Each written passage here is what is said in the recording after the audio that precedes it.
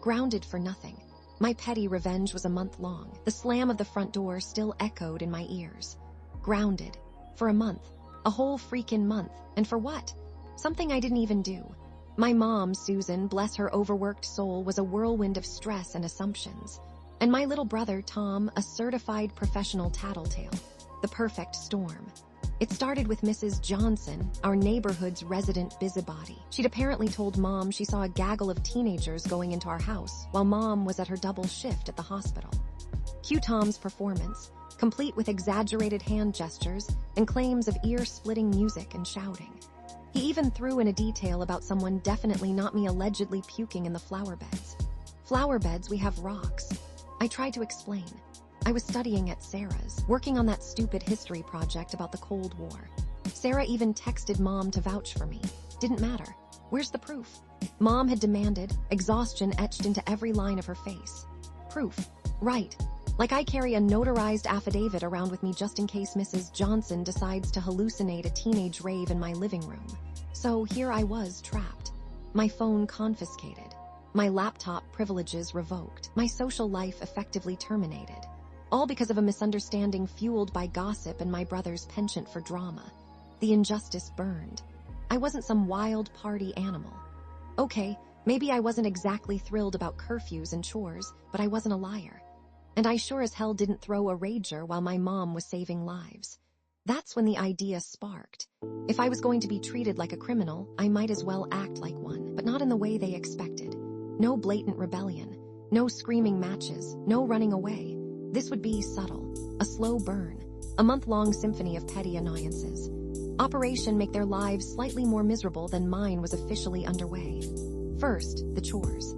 I forgot to take out the trash, leaving a fragrant pile of rotting food in the kitchen. I accidentally used fabric softener on Tom's soccer jersey, turning it a delightful shade of lavender, and I deep cleaned the bathroom with a Brillo pad, leaving faint but noticeable scratches on the porcelain. Then came the errands.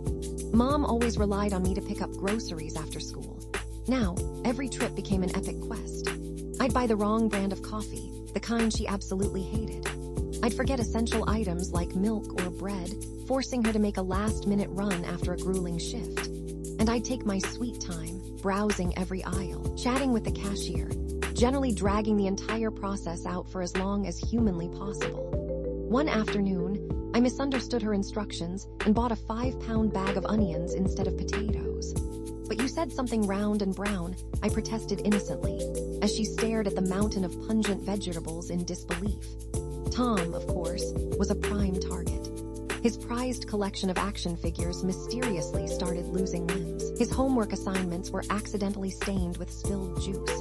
And his favorite band t-shirt mysteriously shrunk 2 sizes in the dryer. One evening, while he was bragging to his friends about his high score on some video game, I casually mentioned his embarrassing bedwetting incident from when he was 7. The look on his face was priceless. Mom, bless her, was starting to unravel. She was constantly stressed, snapping at everything and everyone. The house was a minefield of unspoken tension. I could feel Sarah's concern growing. She kept texting, asking if I was okay. I just told her I was dealing with family stuff. Things escalated. I signed Mom up for every free sample and promotional email I could find. Her inbox became a tsunami of spam. I started leaving cryptic notes around the house, little phrases like someone's watching you or the walls have ears. Just enough to plant a seed of paranoia. In history class, I became Mr. Davies's most enthusiastic student. I peppered him with obscure questions about the Treaty of Versailles and the economic consequences of the Smoot-Hawley Tariff Act. He, thrilled by my sudden interest, assigned extra readings and complex analysis papers. My classmates, especially Kevin, who was struggling to keep up, glared at me with barely concealed resentment. One day, while Mom was out, I decided to take things to the next level. I'd been researching pressure points and discovered the optimal time to call various customer service departments to lodge complaints. For hours, I was a one-woman army of grievances, tying up phone lines and driving customer service reps to the brink of insanity. The house was a pressure cooker. Mom was constantly on edge, Tom was whining incessantly, and I was walking on eggshells, trying to maintain my innocent facade. But I knew I was pushing it. Then came the setback. I had been scribbling notes about my revenge plan in an old notebook. Stupid Stupidly, I left it lying on my desk. Mom found it. She didn't see everything, thankfully. The notes were vague, more a collection of ideas than a detailed confession. But she definitely picked up on the theme. "Alex, what is this?" she demanded, waving the notebook in my face. I played dumb. "It's creative writing. I'm trying to write a thriller." She wasn't buying it. "Don't lie to me. This is about the grounding, isn't it? You're trying to get back at us." "Mom, I swear it's just a story," I insisted, channeling my inner Meryl Streep. She stared at me, her eyes narrowed. "I don't believe you. But I can't prove anything, can I?" The grounding remained. My frustration intensified. I needed to escalate. I needed to go big. That's when I hatched my masterpiece, The Great Furniture Shuffle.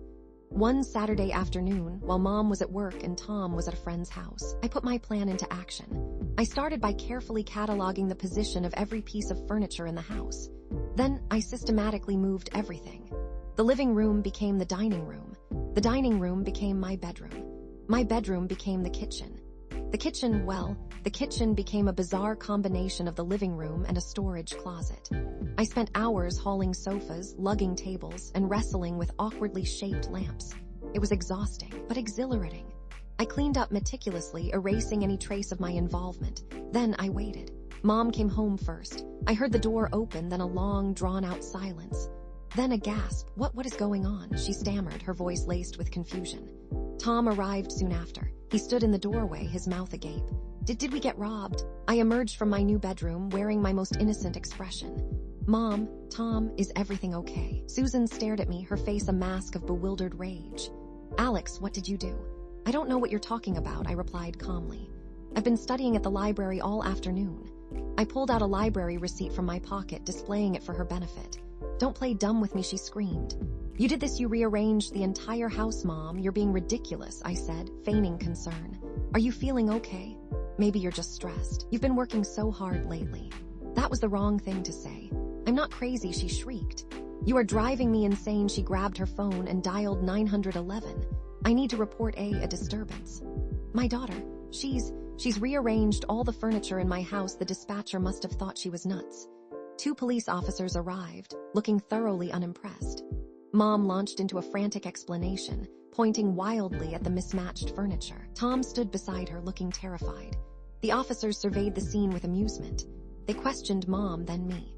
I calmly repeated my story about studying at the library. I even showed them my notes on the Cold War. They searched the house, looking for evidence of, well, I don't even know what they were looking for. Furniture arranging paraphernalia. They found nothing. "Ma'am, I understand you're upset," one of the officers said to Mom, "but there's no evidence of any crime here. We can't arrest your daughter for rearranging the furniture." Mom was practically frothing at the mouth. "But she did it, I know she did." That's when Tom cracked.